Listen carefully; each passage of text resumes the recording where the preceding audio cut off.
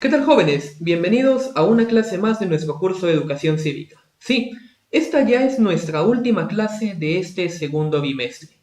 Y para ello vamos a hacer un pequeño repaso por los temas que hemos estado viendo durante las últimas semanas.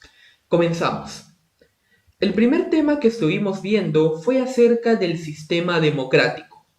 Habíamos mencionado, por ejemplo, de que un país tiene un régimen democrático cuando los ciudadanos podían, o mejor dicho, tenían la capacidad de poder emitir su voto para llegar a elegir a las autoridades de gobierno, así también como para poder brindar sus opiniones, cuando tienen la posibilidad de manifestarse públicamente para reclamar sus intereses, o también cuando pueden llegar a demandar ante la justicia a determinadas personas.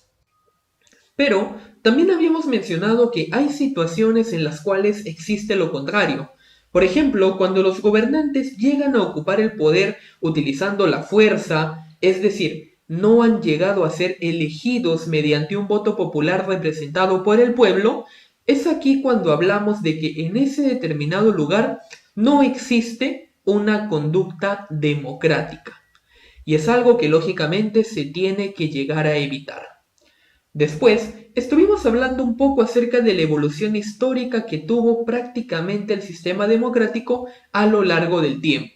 Y habíamos dicho de que cualquier estudio acerca de la democracia nos remite prácticamente hasta la antigua Grecia.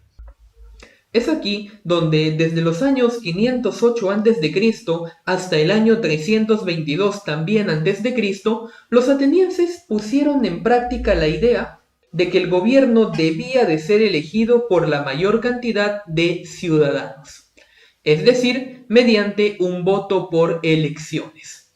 Sin embargo, no todos contaban con esta facultad, puesto que los que cumplían estos requisitos necesarios tenían que ser generalmente varones solteros, aquellos que ya tuviesen más de 20 años, necesariamente ser hijo de padre y madre representativo de la ciudad de Atenas, y también contar con la riqueza suficiente para poderle dedicar su tiempo a la política. Después nos adelantamos un poquito más en el tiempo y llegamos específicamente hasta la República Romana. Esto se dio más o menos entre los años 509 a.C. y el año 27 también a.C.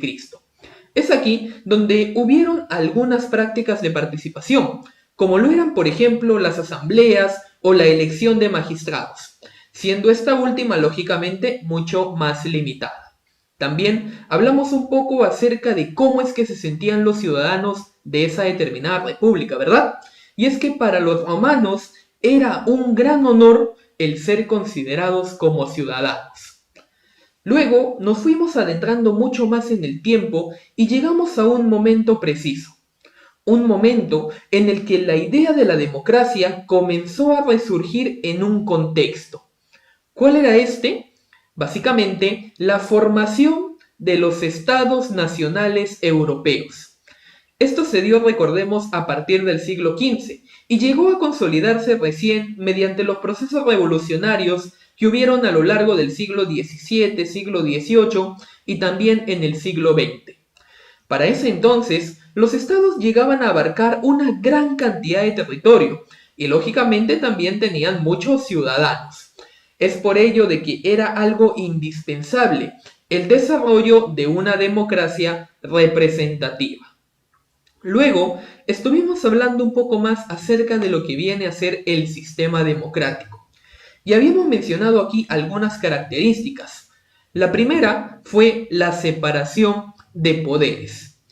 Y es que dentro de los estados democráticos el poder se encuentra repartido. ¿Entre quiénes?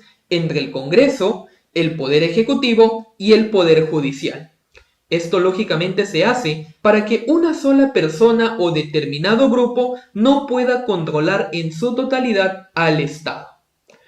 Después, dentro del sistema democrático, también teníamos a lo que se conoce como el Estado de Derecho. Esta condición asegura de que las leyes lleguen a ser respetadas por todos, en especial por aquellas personas que tienen una determinada posición de poder. Asimismo, las leyes son obligatorias porque el Estado puede aplicarlas de una manera coactiva. De tal modo, los ciudadanos pueden llegar a actuar sin temor a interferencias arbitrarias o injustas. Y como tercera característica del sistema democrático, teníamos a la participación ciudadana. Aquí habíamos mencionado de que es el Estado quien tiene que promover esta participación ciudadana. ¿Cómo lo hacía? Por ejemplo, estableciendo normas de transparencia y también brindando el acceso a la información pública. También podría hacerlo creando mecanismos como la iniciativa popular u organizando elecciones para elegir a una autoridad en específico. Todo eso fue lo que vimos en nuestro primer tema. Después, procedimos a hablar de lo que venía a ser la ciudadanía y la inclusión. Habíamos mencionado de que la palabra ciudadanía derivaba de un vocablo antiguo. ¿Cuál era este vocablo? El vocablo civitas, que traducido al español venía a significar para el Imperio Romano la palabra ciudad. Y es que, como habíamos dicho, para ese pueblo era todo un honor el ser considerado un ciudadano. ¿Por qué? Porque gracias a ellos podía llegar a ser elegido para cargos públicos y también llegar a poseer bienes. Luego, hablamos un poco más acerca del siglo V, para ser más específicos dentro de las ciudades griegas. Y es que aquí se había llegado a desarrollar un sistema político que permitía a los varones adultos el reunirse en plazas públicas para debatir acerca de asuntos de la propia ciudad. Por lo tanto, aquellos que eran ciudadanos tenían algunos derechos, como por ejemplo el derecho al voto, también podían ser elegidos para ocupar cargos ejecutivos o cargos judiciales, así como también estaban obligados a pagar impuestos y cumplir con un determinado servicio militar. Hasta aquí, mi querido amigo de segundo año de secundaria, hemos finalizado este bimestre.